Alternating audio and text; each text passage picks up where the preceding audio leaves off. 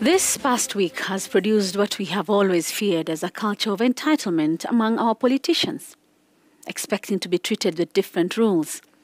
When required to produce degrees, they want to produce their own degree, whenever they may source them from.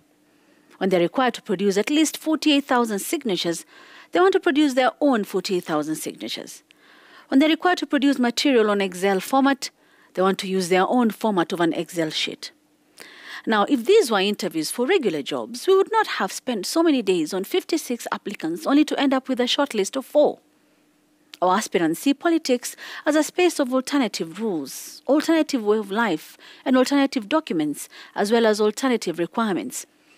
It is as if they're entering a different planet where the force of gravity does not even apply.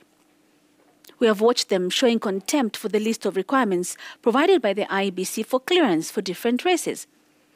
At least one thought he could run for office even with more than one impeachment to his name.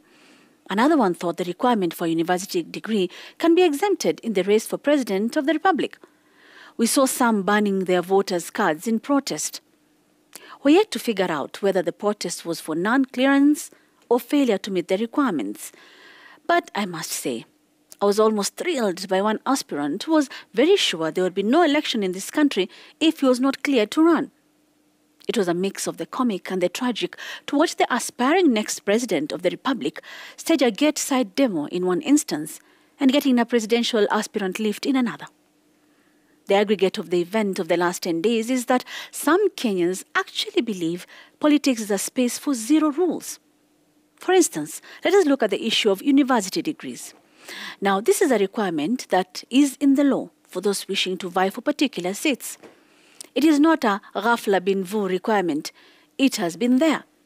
So if I decide to run for office, let's say in 2027, and didn't have a degree, I have 5 years to get one, which is more than enough time, right?